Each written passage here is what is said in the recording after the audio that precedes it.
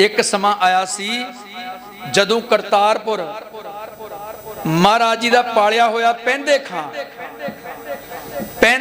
दे मां बाप मर चुके सन ते एदा चाचा इनू गुरु हरगोबिंद सिंह दे दरबार दे विच लेके आया सी। जदों इन्हें आके मत्था टेकिया नमस्कार की महाराज ने एदा मस्तक पढ़ लिया। ये कौन है? काले खां कौन है? कहंदे जी मेरा भतीजा है, ਇਹਦੇ मां-बाप महाराज जी अनाथ है, ਤੁਹਾਡੀ शरण लेके आए हैं। सतगुरु कहते हैं इन्हों दरबार दे विच रख लांगे। सतगुरु जी ने पैंदे खां नूं दुध मक्खणा दे नाल पालिया, बदाम भे भे के खवाए गुरु हरगोबिंद साहिब पातशाह जी ने भी ये सूरमा तकड़ा बहादुर निकलेगा। शस्त्र विद्या सतगुरां ने अपनी देख रेख दे विच सिखाई। कई बार जदों महाराज जी ने इन्हूं सिखाउणा जान बुझ के महाराज ने अपना हथियार थले सुट देना ते कई बार पैंदे नूं भी मान हो जाना भी मैं गुरु साहब नूं भी हरा दिता है। गुरु साहब नूं कौन हराउण वाला? ਉਹ ਤੇ सतगुरु ਉਹਦਾ हौसला ਵਧਾਉਣਾ ਚਾਹੁੰਦੇ ਹੈ। ਤੇ एक समा आया फिर वेखो पैंदे खां जवान निकलिया, बड़ा तकड़ा सूरमा बन गया। 10-10 बंदियां नूं इक्को कलावे विच ले लैंदा सी।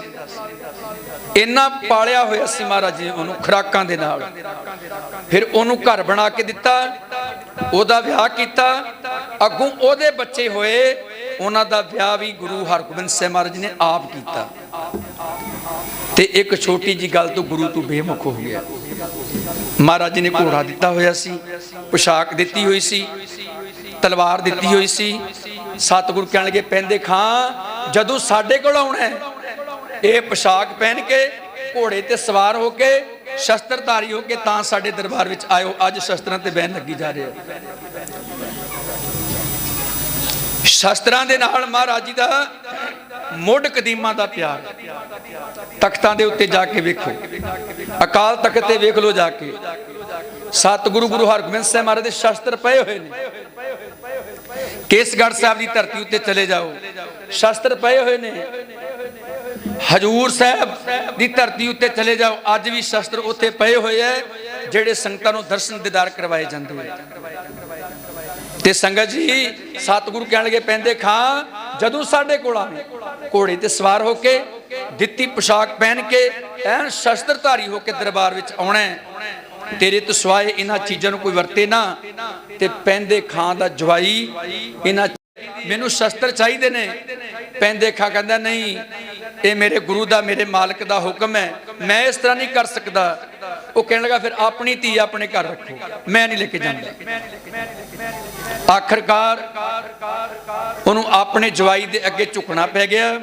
ओदा जवाई गुरु साहब दे बख्शे घोड़े उत्ते चढ़ के गुरु साहब दी बख्शी पोशाक पहन के शस्त्र पहन के ते सासनी शिकार खेडण वास्ते जांदा है। बाबा गुरदित्ता जी दा बाज पकड़ लिया ते बाबा गुरदित्ता जी भी अगों सतगुरु गुरु हरगोबिंद साहब दा खून है, कोई माड़े मोटे जरनैल नहीं सन। धन बाबा गुरदित्ता दीन दुनी दा टिक्का जो वार मंगिया सोई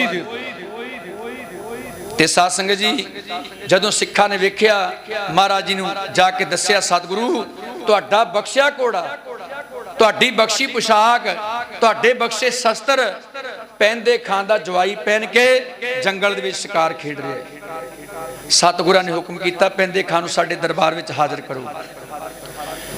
पैंदे खां नूं जदों हुक्म होया ते साध संगत जी पैंदे खां नूं सोचदा जावां किवें।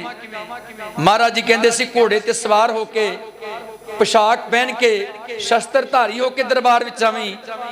ना मेरे कोल घोड़ा है, ना मेरे कोल पोशाक है, ना मेरे कोल शस्त्र ने, जावां किवें? केड़ा मूँह लैके गुरु कोल जावां? आखिरकार टुटे हुए मन दे नाल दरबार विच हाज़र हो गया।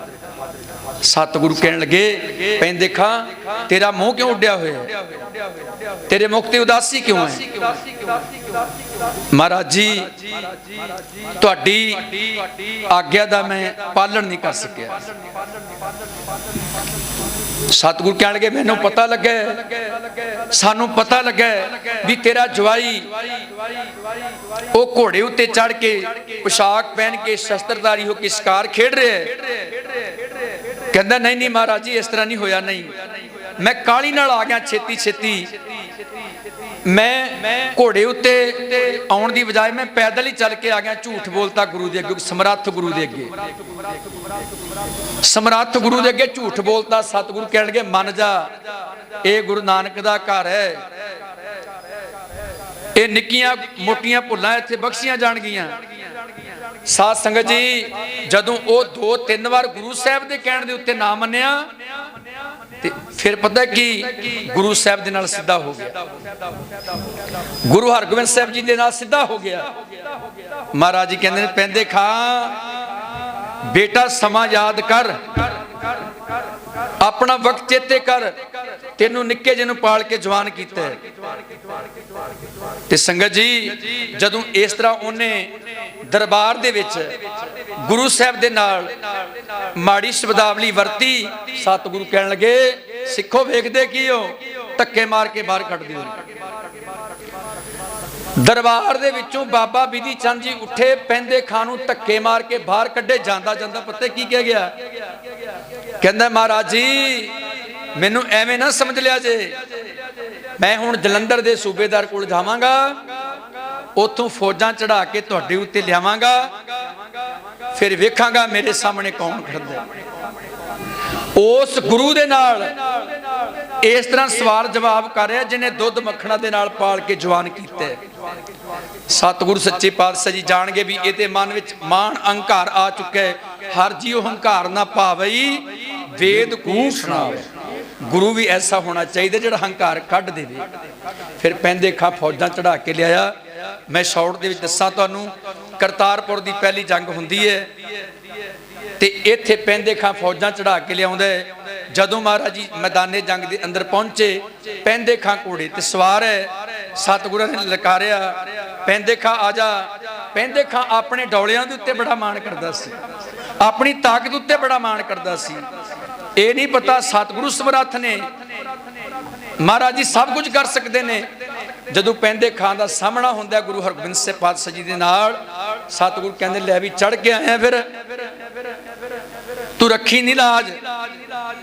ते साध संगत जी इन्हें बोल कबोल बोले। सतगुरु कहंदे जे चढ़ के आ गया ले कर फिर वार। ते साध संगत जी इन्हें 2 बार कीते खाली गए, तीजा वार किया महाराज जी दे घोड़े की पेटी नूं माड़ा जा लग के ते ओ वार भी खाली गया। 3 वार कीते। सतगुरु कहण लगे पैंदे खां ओ तेनू शास्त्र विद्या बड़ी वधिया सिखाई सी, अज टुट्टे मन दे नाल वार कर लगा लै। फिर हुण साडा वार आउण लगा, सांभ लई जा। धन गुरु हरगोबिंद साहिब महाराज जी ने शर्र करके फिर साध संगत जी म्यान दे विचों तलवार कड्डी। तलवार कढ़ के ज्यों ही पैंदे खल दे वाल सतगुरु अपनी तलवार उलार दे है। सतगुरु ने इथों चीर पा के धरती दे उत्ते सुट दिता। आखिरी साहां दे उत्ते है, बस कोई कोई सवास चलदा है, धुप रड़कदी है, सूरज दियां किरणां पैंदियां, गर्मी दा मौसम है। सतगुरु नूं तरस आ गया, फिर भी इहनूं मैं अपने पुत्तां वांगू पालिया होया। ओदे मुख दे उत्ते ढाल दे नाल सां कीती महाराज जी ने। ते साध संगत जी सतगुरु कहंदे ने ऐ अल्लाह के प्यारे तेरा समा बहुत घट है, आखिरी बार कलमा पढ़ ले। ते साध संगत जी पता की कहंदा, वो कहंदा सतगुरु जेदियां कलमा पढ़दियां ने ओदी ते मैं गोद विच बैठा होया। महाराज जी मैं भुल गया, मैं गुनाह किया, मैं गलती की। सतगुरु कहने लगे भाई हुण ते समा नेड़े आण पहुंचे। जैसा बालक पाए सुभाई लख अपराध कमावे, कर उपदेश झिड़के बहु भांति बोड़ पिता गल लावे। पिछले अवगुण बख्श ले प्रभ आगे मार्ग पावे। उस जंग दे विच गुरु तेग बहादुर महाराज जी ने तेग वाई सी ते उदों महाराज दी शादी हो चुकी सी। माता गुजरी ने कोठे उत्ते चढ़ के वो जंग वेखी। जदों गुरु तेग बहादुर महाराज जी तेगां दे नाल वैरियां नूं जालमां नूं कट कट के धरती दे उत्ते सुटदे है ਤੇ ਮਹਾਰਾਜ ਜੀ ਆਪਣੇ ਪੁੱਤ ਨੂੰ ਤੇਗ ਚਲਾਉਂਦਾ ਵੇਖ ਕੇ ਪ੍ਰਸੰਨ ਹੋ ਗਏ। ਸਤਿਗੁਰੂ ਕਹਿਣ ਲੱਗੇ ਤਿਆਗ ਮਲ ਬੇਟਾ ਜੀ, ਅੱਜ ਤੋਂ ਬਾਅਦ ਤੇਰਾ ਨਾਮ ਮੈਂ ਤੇਗ ਬਹਾਦਰ ਰੱਖਦਾ। ਅੱਜ ਤੋਂ ਬਾਅਦ ਤੇਰਾ ਨਾਮ ਤੇਗ ਬਹਾਦਰ ਰੱਖਦਾ ਹਾਂ। ਇਹ ਖਿਤਾਬ ਗੁਰੂ ਹਰਗੋਬਿੰਦ ਸਾਹਿਬ ਮਹਾਰਾਜ ਜੀ ਨੇ ਬਖਸ਼ਿਸ਼ ਕੀਤਾ ਹੈ। ਸਮਾਂ ਆਪਣੀ ਚਾਲ ਅਨੁਸਾਰ ਚੱਲੀ ਜਾ ਰਿਹਾ ਹੈ। ਮਹਾਰਾਜ ਜੀ ਆਪ ਸੱਚਖੰਡ ਪਿਆਨਾ ਕਰ ਗਏ, ਆਪਣੀ ਥਾਂ ਉੱਤੇ ਆਪਣੇ ਪੋਤੇ ਹਰਾਏ ਸਾਹਿਬ ਨੂੰ ਗੜਤਾ ਗੱਦੀ ਤੇ ਬਿਰਾਜਮਾਨ ਕਰ ਦਿੱਤਾ ਤੇ ਮਾਤਾ ਨਾਨਕੀ ਜੀ ਨੂੰ ਆਪਣੇ ਪਰਿਵਾਰ ਨੂੰ ਮਹਾਰਾਜ ਜੀ ਨੇ ਹੁਕਮ ਕੀਤਾ ਤੁਸੀਂ ਬਕਾਲੇ ਦੀ ਧਰਤੀ ਉੱਤੇ ਚਲੇ ਜਾਓ। ਬਕਾਲਾ ਨਗਰ ਗੁਰੂ ਤੇਗ ਬਹਾਦਰ ਮਹਾਰਾਜ ਜੀ ਦੇ ਨਾਨਕਾ ਨਗਰ ਹੈ। ਮਾਤਾ ਨਾਨਕੀ ਦੇ ਪੇਕੇ ਇਸ ਨਗਰ ਦੇ ਵਿੱਚ ਰਹਿੰਦੇ ਸੀ। ਬਾਬਾ ਸ਼ਬਦ ਬਾਅਦ ਵਿੱਚ ਲੱਗਿਆ, ਪਹਿਲਾਂ ਇਸ ਨਗਰ ਦਾ ਨਾਮ ਕੱਲਾ ਬਕਾਲਾ ਹੀ ਸੀ। ਬਕਾਲਾ ਉਦੋਂ ਲੱਗਿਆ, ਬਾਬਾ ਸ਼ਬਦ ਉਦੋਂ ਲੱਗਿਆ ਜਦੋਂ ਗੁਰੂ ਹਰਿਕ੍ਰਿਸ਼ਨ ਮਹਾਰਾਜ ਜੀ ਨੇ ਦਿੱਲੀ ਦੀ ਧਰਤੀ ਉੱਤੇ ਜੋਤੀ ਜੋਤ ਸਮਾਉਣ ਤੋਂ ਪਹਿਲਾਂ ਇਹ ਬਚਨ ਕੀਤੇ ਸੀ, ਬਾਬਾ ਬਸੇ ਗ੍ਰਾਮ ਬਕਾਲੇ। ਤੇ ਸਾਧ ਸੰਗਤ ਜੀ ਫਿਰ ਇੰਨਾ ਤਪ ਕੀਤਾ, ਇੰਨੀ ਬੰਦਗੀ ਕੀਤੀ, ਘੋਰ ਤਪ ਕੀਤਾ, ਕਿਉਂਕਿ ਵੱਡੀ ਕੁਰਬਾਨੀ ਵਾਸਤੇ ਵੱਡੀ ਤਿਆਰੀ ਦੀ ਲੋੜ ਹੈ। ਤੇ ਅੱਜ ਮਹਾਰਾਜ ਸਤਿਗੁਰ ਸੱਚੇ ਪਾਤਸ਼ਾਹ ਜੀ ਬਕਾਲੇ ਦੀ ਬਾਬਾ ਬਕਾਲਾ ਸਾਹਿਬ ਦੀ ਧਰਤੀ ਉੱਤੇ ਤਪ ਕਰਦੇ ਐ। ਇੱਧਰ ਸੰਗਤ ਦੇ ਮਨ ਵਿੱਚ ਦੁਬਦਾ ਹੈ। ਗੁਰੂ ਹਰਿਕ੍ਰਿਸ਼ਨ ਮਹਾਰਾਜ ਇੰਨੇ ਬਚਨ ਕਹਿ ਕੇ ਜੋਤੀ ਜੋਤ ਸਮਾ ਗਏ ਤੇ ਮੱਖਣ ਸ਼ਾਹ ਲੁਬਾਣਾ ਜੋ ਬੜਾ ਵੱਡਾ ਵਪਾਰੀ ਸੀ, ਸੁਦਾਗਰ ਸੀ, ਉਹ ਵੱਡੇ ਵੱਡੇ ਜਹਾਜ਼ ਭਰ ਕੇ ਤੇ ਉਹ ਜਾ ਕੇ ਦੇਸ਼ਾਂ ਵਿਦੇਸ਼ਾਂ ਦੇ ਵਿੱਚ ਵੇਚਿਆ ਕਰਦਾ ਸੀ। ਸਮੁੰਦਰ ਦੇ ਵਿੱਚ ਉਹਦਾ ਜਹਾਜ਼ ਅਟਕ ਜਾਂਦਾ ਹੈ ਤੇ ਅਰਦਾਸ ਕਰਦਾ ਹੈ, ਗੁਰੂ ਨਾਨਕ ਦੀ ਗੱਦੀ ਦਾ ਧਿਆਨ ਧਰ ਕੇ ਅਰਦਾਸ ਕਰਦਾ ਹੈ, ਗੁਰੂ ਨਾਨਕ ਦੇ ਵਾਰਸੋ ਤੁਸੀਂ ਜਿਹੜੇ ਵੀ ਇਸ ਵਕਤ ਗੁਰਤਾ ਗੱਦੀ ਉੱਤੇ ਬਿਰਾਜਮਾਨ ਹੋ, ਤੁਹਾਡੇ ਚਰਨਾਂ ਵਿੱਚ ਮੇਰੀ ਅਰਦਾਸ ਹੈ, ਬੇਨਤੀ ਹੈ, ਮੇਰਾ ਜਹਾਜ਼ ਕਿਨਾਰੇ ਲੱਗ ਜੇ, ਮੈਂ 500 ਸੋਨੇ ਦੀਆਂ ਮੋਹਰਾਂ ਗੁਰੂ ਨਾਨਕ ਦੇ ਘਰ ਵਿੱਚ ਭੇਟ ਕਰਾਂਗਾ। ਤੇ ਸੰਗਤ ਜੀ ਕਹਿੰਦੇ ਮੱਖਣ ਸ਼ਾਹ ਲੁਬਾਣੇ ਦਾ ਜਹਾਜ਼ ਪਾਰ ਹੋ ਗਿਆ, ਆਪਣੀਆਂ ਵਸਤੂਆਂ ਵੇਚ ਕੇ ਵਾਪਸ ਆਇਆ, 500 ਸੋਨੇ ਦੀਆਂ ਮੋਹਰਾਂ ਦੀ ਥੈਲੀ ਭਰੀ, ਨਾਲ ਕੁਝ ਸਿੱਖ ਲਏ, ਆਪਣੇ ਸੇਵਾਦਾਰ ਲਏ ਤੇ ਚਲਦਾ ਚਲਦਾ ਦਿੱਲੀ ਦੀ ਧਰਤੀ ਉੱਤੇ ਪਹੁੰਚਿਆ। ਪਤਾ ਲੱਗਾ ਇੱਥੇ ਵੀ ਗੁਰੂ ਹਰਿਕ੍ਰਿਸ਼ਨ ਮਹਾਰਾਜ ਜੀ ਜੋਤੀ ਜੋਤ ਸਮਾ ਗਏ ਨੇ। ਇੰਨੇ ਬਚਨ ਕਹਿ ਕੇ ਗਏ ਆ, ਬਾਬਾ ਬਸੇ ਗ੍ਰਾਮ ਬਕਾਲੇ, ਬਸ ਇੰਨੇ ਬਚਨ ਕਹਿ ਕੇ ਗਏ ਹੈ।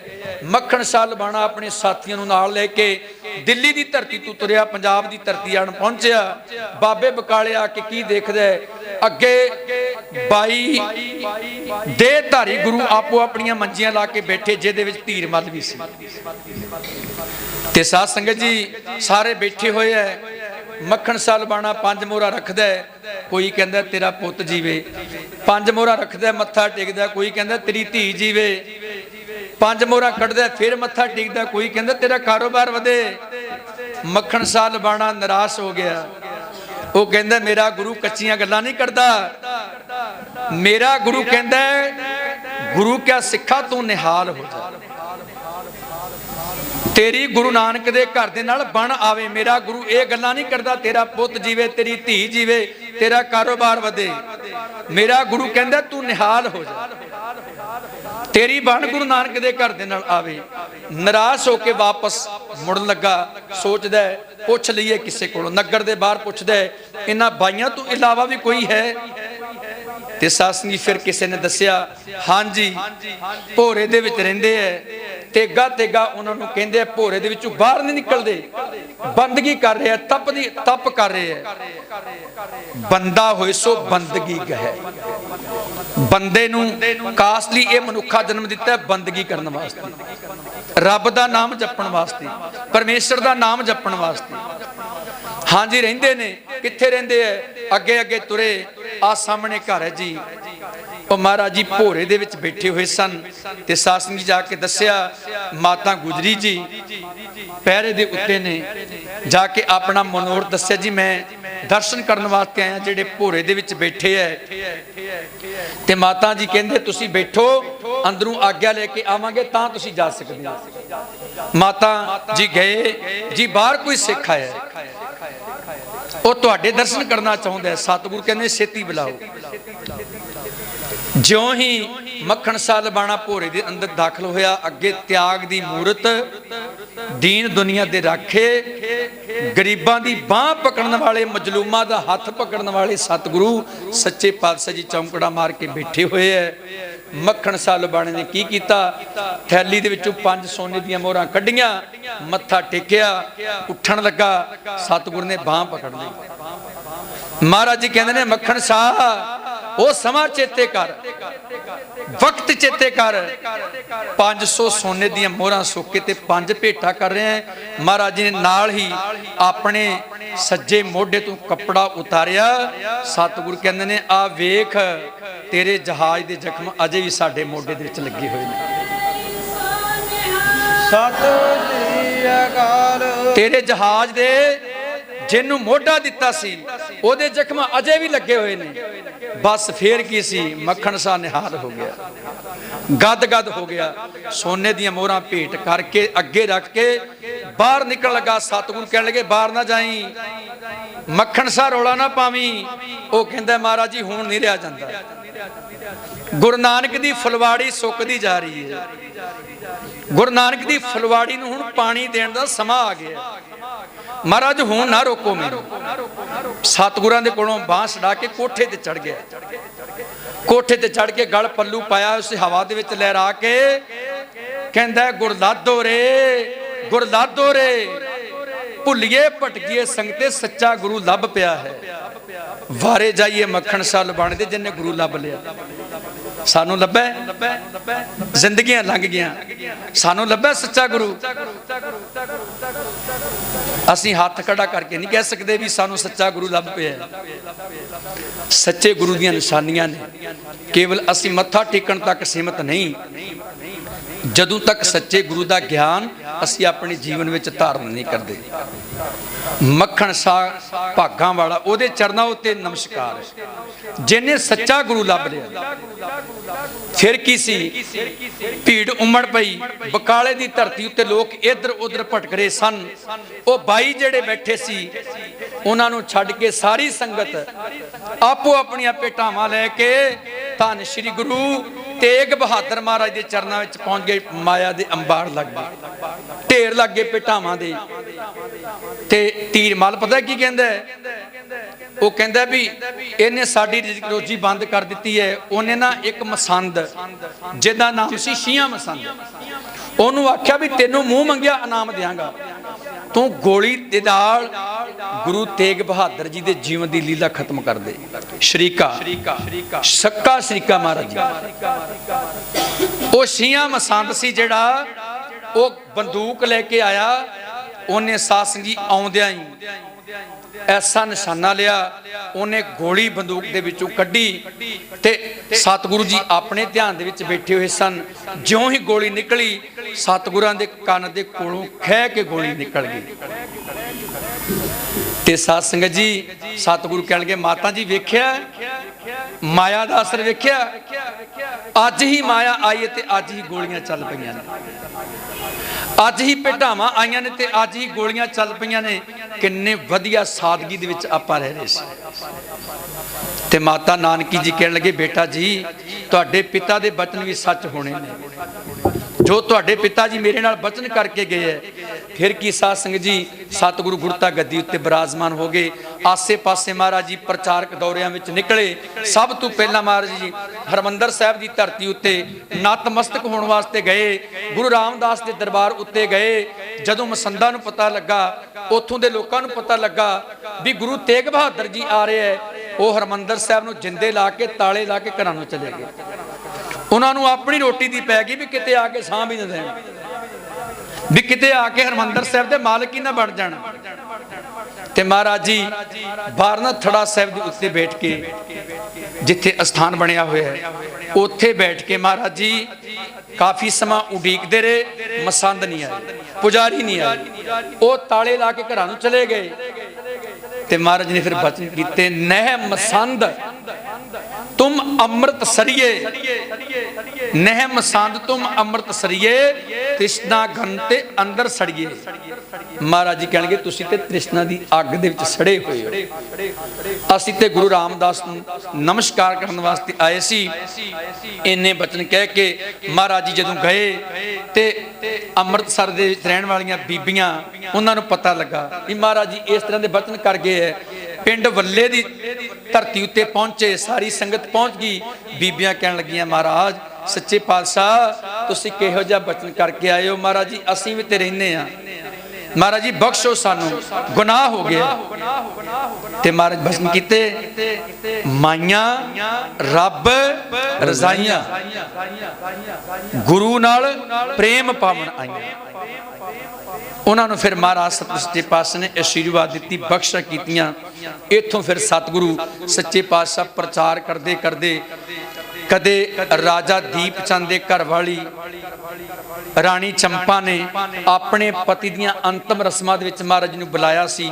ਪਹਾੜੀ ਰਾਜੇ ਮਹਾਰਾਜ ਜੀ ਤੁਸੀਂ ਆਓ। ਸਤਿਗੁਰੂ ਗਏ, ਕਾਫੀ ਸਮਾਂ ਉੱਥੇ ਰਹੇ ਤੇ ਉੱਥੋਂ ਚੱਲਣ ਲੱਗੇ। ਰਾਣੀ ਚੰਪਾ ਨੇ ਬੇਨਤੀ ਕੀਤੀ ਮਹਾਰਾਜ ਜੀ ਜਾਓ ਨਾ, ਜਿੰਨੀ ਧਰਤੀ ਚਾਹੀਦੀ ਹੈ, ਜੋ ਕੁਝ ਤੁਹਾਨੂੰ ਚਾਹੀਦਾ ਉਹ ਤੁਸੀਂ ਲੈ ਲਓ, ਪਰ ਇਹਨੂੰ ਛੱਡ ਕੇ ਨਾ ਜਾਓ, ਇਸ ਧਰਤੀ ਨੂੰ ਛੱਡ ਕੇ ਨਾ ਜਾਓ। ਮਹਾਰਾਜ ਜੀ ਕਹਿੰਦੇ ਨੇ ਅਸੀਂ ਤੇ ਫੈਸਲਾ ਕਰ ਚੁੱਕੇ ਸੀ ਤੇ ਜਾਣਾ ਹੈ। ਉਹਨੇ ਫਿਰ ਮਾਤਾ ਗੁਜਰੀ ਮਾਤਾ ਨਾਨਕੀ ਦੇ ਕੋਲ ਆਪਣੀ ਬੇਨਤੀ ਕੀਤੀ ਤੁਸੀਂ ਮਹਾਰਾਜ ਜੀ ਨੂੰ ਰੋਕੋ। ਫਿਰ ਉਹਨਾਂ ਨੇ ਆਖਿਆ ਬੇਟਾ ਜੀ ਵੀ ਜੇ ਇਹ ਚਾਹੁੰਦੇ ਹੈ ਤੇ ਫਿਰ ਤੁਸੀਂ ਇਸ ਧਰਤੀ ਉੱਤੇ ਟਿਕ ਜਾਓ। ਸਤਿਗੁਰੂ ਕਹਿਣਗੇ ਠੀਕ ਹੈ ਅਸੀਂ ਟਿਕਾਂਗੇ ਜ਼ਰੂਰ, ਪਰ ਅਸੀਂ ਕਿਸੇ ਕੋਲੋਂ ਧਰਤੀ ਦਾਨ ਵਿੱਚ ਨਹੀਂ ਲੈਣੀ। ਧਰਤੀ ਕਿਸੇ ਕੋਲੋਂ ਦਾਨ ਵਿੱਚ ਨਹੀਂ ਲੈਣੀ। ਮਹਾਰਾਜ ਨੇ ਫਿਰ ਸਾਧ ਸੰਗਤ ਜੀ ਅਸ਼ਰਫੀਆਂ ਦੇ ਕੇ ਧਨ ਦੇ ਕੇ ਉਹ ਧਰਤੀ ਨੂੰ ਖਰੀਦਿਆ। ਜਿਹੜੀ ਧਰਤੀ ਬੜੀ ਸੁੰਦਰ ਸੀ, ਜਿਹੜੀ ਧਰਤੀ ਬੜੀ ਰਮਣੀਕ ਸੀ, ਹਰਿਆ ਭਰਿਆ ਇਲਾਕਾ ਸੀ।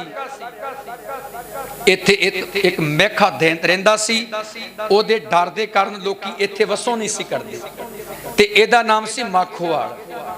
ਮਹਾਰਾਜ ਨੇ ਉਹ ਧਰਤੀ ਖਰੀਦ ਕੇ ਤੇ ਸਾਧ ਸੰਗਤ ਜੀ ਇਸ ਧਰਤੀ ਦੇ ਨਾਮ ਉੱਤੇ ਨਗਰ ਵਸਾਇਆ। ਨਾਮ ਰੱਖਿਆ ਆਪਣੀ ਸਤਿਕਾਰਯੋਗ ਮਾਤਾ ਨਾਨਕੀ ਜੀ ਦਾ ਨਾਮ ਉੱਤੇ, ਚੱਕ ਮਾਤਾ ਨਾਨਕੀ ਜੀ ਪਹਿਲਾ ਨਾਮ ਇਹਦਾ।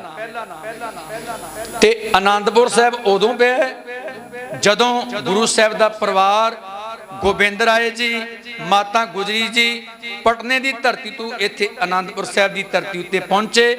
ਇੱਧਰ ਗੁਰੂ ਤੇਗ ਬਹਾਦਰ ਮਹਾਰਾਜ ਜੀ ਆ ਗਏ। ਅੱਜ ਪਹਿਲੀ ਵਾਰ 9 ਸਾਲ ਦੇ ਬਾਅਦ ਗੋਬਿੰਦ ਰਾਏ ਜੀ ਆਪਣੇ ਪਿਤਾ ਨੂੰ ਮਿਲਣ ਲੱਗੇ ਨੇ। ਤੇ ਸਾਧ ਸੰਗਤ ਜੀ ਸਤਿਗੁਰੂ ਪਤਾ ਕੀ ਕਹਿੰਦੇ ਐ? ਮਹਾਰਾਜ ਜੀ ਕਹਿੰਦੇ ਗੋਬਿੰਦ ਰਾਏ ਜੀ ਆਪਣੇ ਪਿਤਾ ਨੂੰ ਮਿਲਣ ਲੱਗੇ ਹੋ, ਕੋਈ ਗੁਰਬਾਣੀ ਦਾ ਸ਼ਬਦ ਸੁਣਾਓ। ਤੇ ਮਹਾਰਾਜ ਜੀ ਕਹਿੰਦੇ ਨੇ ਛੋਟੀ ਜੀ ਉਮਰ ਹੈ, ਤੋਤਲੀ ਆਵਾਜ਼ ਵਿੱਚ ਕਹਿੰਦੇ ਨੇ ਪਿਤਾ ਜੀ ਦੱਸੋ ਕਿਹੜਾ ਸ਼ਬਦ ਸੁਣਾਵਾਂ। ਮਹਾਰਾਜ ਜੀ ਕਹਿੰਦੇ ਨੇ ਆਨੰਦ ਸਾਹਿਬ ਦੀ ਬਾਣੀ ਸੁਣਾਓ। ਤੇ ਬਾਲ ਗੋਬਿੰਦ ਰਾਏ ਜੀ ਨੇ ਫਿਰ ਆਨੰਦ ਸਾਹਿਬ ਦੀ ਬਾਣੀ ਦਾ ਜਾਪ ਕੀਤਾ। ਰਾਮ ਕਲੀ ਮਹੱਲਾ ਤੀਜਾ ਆਨੰਦ ਇੱਕੋ ਓੰਕਾਰ ਸਤਿਗੁਰ ਪ੍ਰਸਾਦ, ਆਨੰਦ ਪਿਆ ਮੇਰੀ ਮਾਏ ਸਤਿਗੁਰੂ ਮੈਂ ਪਾਇਆ। ਸਤਿਗੁਰ ਤਾਂ ਪਾਇਆ ਸਹਿਜ ਸੇਤੀ, ਮਨ ਵੱਜੀਆਂ ਵਧਾਈਆਂ।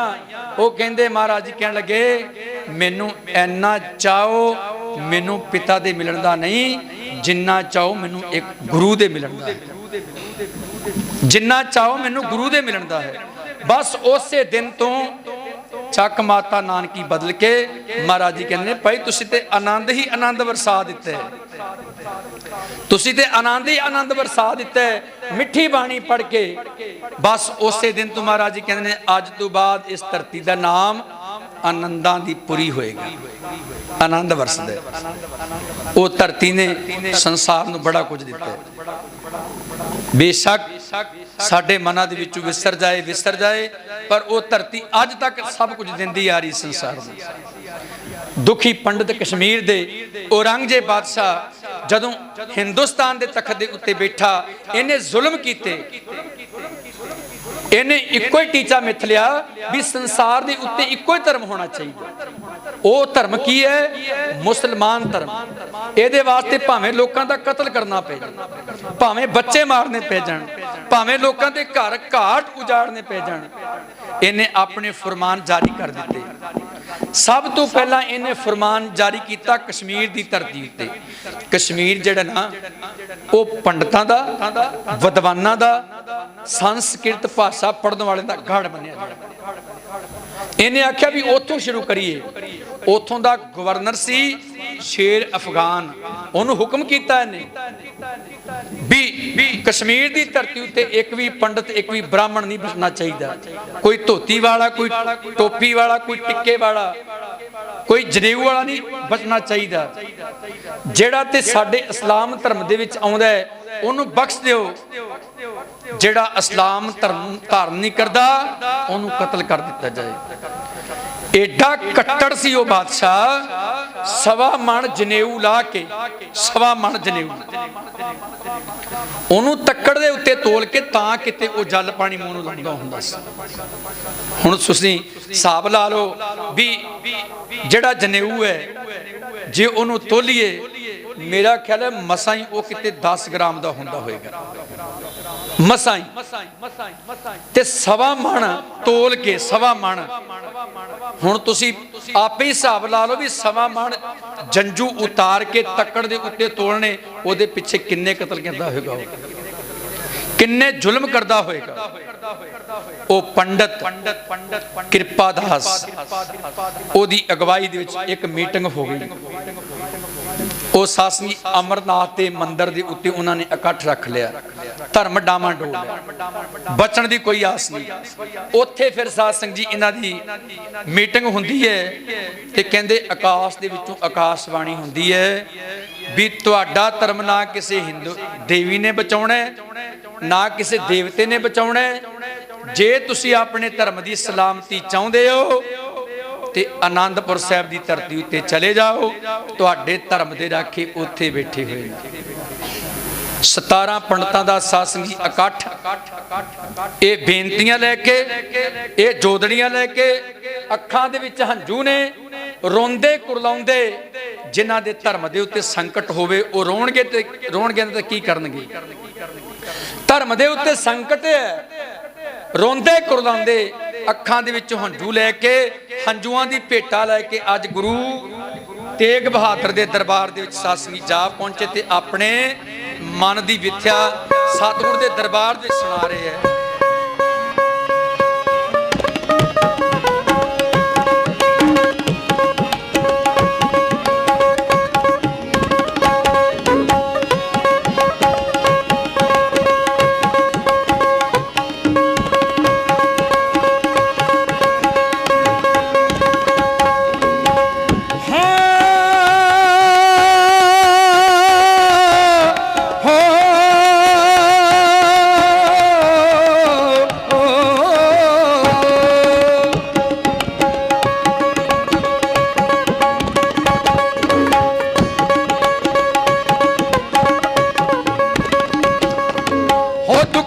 कश्मीर दे तेरे डर गए साडे उत्ते ओ सरकार ने।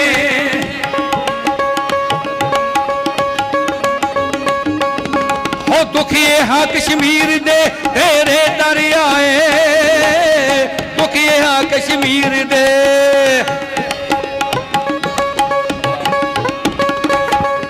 हो दुखिए हाँ कश्मीर दे तेरे डर आए, दुखिए हाँ कश्मीर दे तेरे दर आए।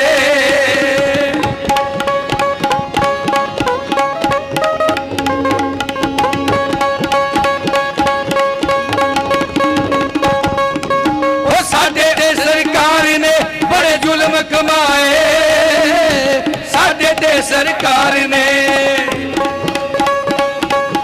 ओ साडे ते सरकार ने बड़े जुल्म कमाए, साडे ते सरकार ने बड़े जुल्म कमाए।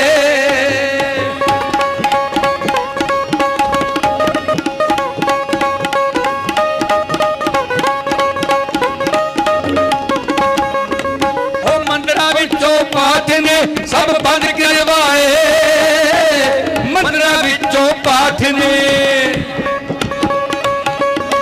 ओ मंदिरां विचों पाठ ने सब बंद करवाए, मंदिरां विचों पाठ ने सब बंद करवाए।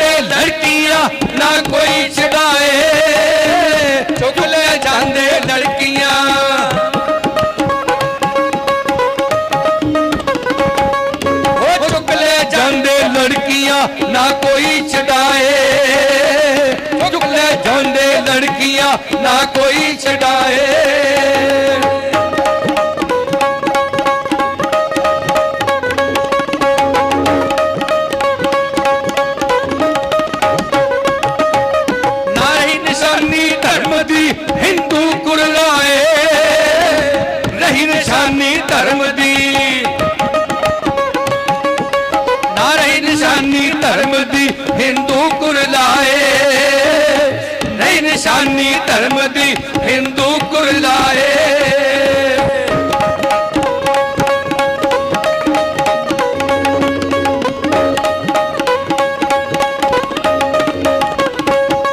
ਬਿਨ ਸਤਿਗੁਰ ਕਿਹੜਾ ਦਿਲ ਭਰਾ ਜੋ ਪਾਰ ਲੰਘਾਏ।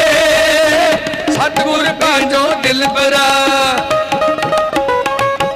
ਬਿਨ ਸਤਿਗੁਰ ਕਿਹੜਾ ਦਿਲ ਭਰਾ ਜੋ ਪਾਰ ਲੰਘਾਏ। ਬਿਨ ਸਤਿਗੁਰ ਕਿਹੜਾ ਦਿਲ ਭਰਾ ਜੋ ਪਾਰ ਲੰਘਾਏ। ਬਿਨ ਸਤਿਗੁਰ